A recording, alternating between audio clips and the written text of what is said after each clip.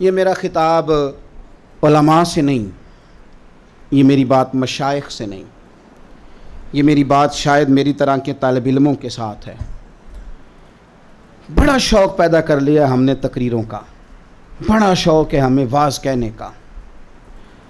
اور عام آدمی کو بھی بڑا ہی شوق ہو گیا نصیحت کرنے کا۔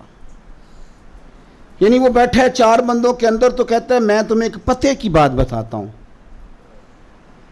او میاں، میں تجھ سے پہلے یہ نہ پوچھ لوں کہ تجھے پتہ ہے واقعی؟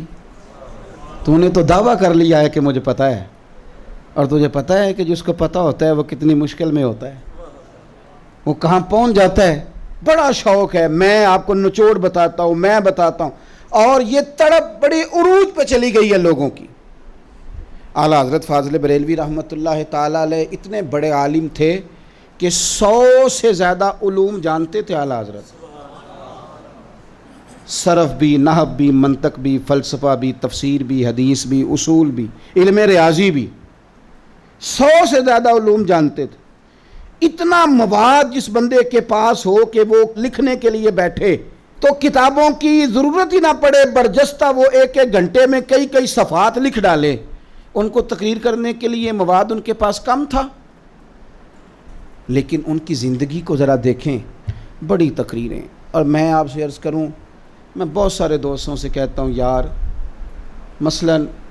آئیں جی آپ ایک خطاب سنا دیں، تو میں کہتا ہوں اتنے خطاب کیے، بتاؤ ان میں سے کتنے یاد رہ گئے، کتنوں پہ عمل ہو گیا، کتنا کچھ ہم نے سیکھ لیا۔ بس اسی دنیا میں ہم نے رہنا ہے، کچھ عمل کی طرف بھی تو آئے نا۔ اتنے بڑے عالم ہیں فاضل بریلوی، آپ کا پیر خانہ ہے مارہرہ شریف، عرس پہ تشریف لے جاتے اپنے مرشد گرامی کے، تو اپنے دور کے سب سے بڑے عالم ہیں اعلیٰ حضرت، تو حضرت شاہ اسماعیل حسن میاں صاحب رحمۃ اللہ علیہ، جو اس وقت مارہرہ شریف کے سجادہ نشین تھے، آپ کے مرشد گرامی کی اولاد میں سے، وہ کہتے ہیں میں اعلیٰ حضرت سے گزارش کرتا، اور بھی بڑے لوگ کہتے ہیں کہ حضرت کچھ تقریر ہی سنائیں۔ پتہ ہے اعلیٰ حضرت کیا فرماتے؟ یہ کوئی بات بہت بڑا صوفی کر سکتا ہے، ورنہ یہ کہ میری طرح کا مولوی تو کہے گا کہ کتنے گھنٹے سننی ہے، کس موضوع پہ سننی ہے، میں تو سیر اصل گفتگو کرنا جانتا ہوں، آپ عنوان تو بولیں۔ اتنا بڑا عالم، لیکن چونکہ مرشد کی بارگاہ میں حاضری دی تھی، اصلاح لے چکے تھے، وہ روحانیت کی دنیا کے مسافر تھے۔ سید صاحب کہتے ہیں کہ جناب تقریر کریں، سنگیو ہم تو غلام ہیں ان کے، یہ ہمارے لیے بہت بڑی بات ہے۔ طلباء ذرا میری بات پہ غور کرنا، اعلیٰ حضرت سے کا حضور خطاب کریں، تو فرمانے لگے میں تو ابھی اپنے نفس کو واعظ نہیں کہہ سکا، اپنے آپ کو بھی میں کچھ سمجھا نہیں سکا، تو تمہیں کیا سمجھاؤں گا، ڈھونڈتا پھرتا ہوں اے اقبال اپنے آپ کو،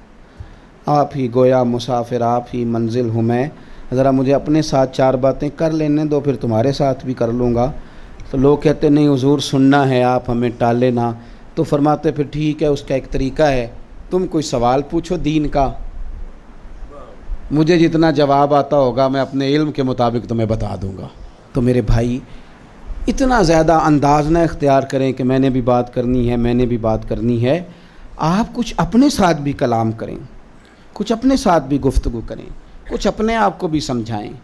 کچھ بندہ اپنے ساتھ بھی کلام کرے تو بڑی ساری اس کے لیے آسانیاں ہو جاتی ہیں۔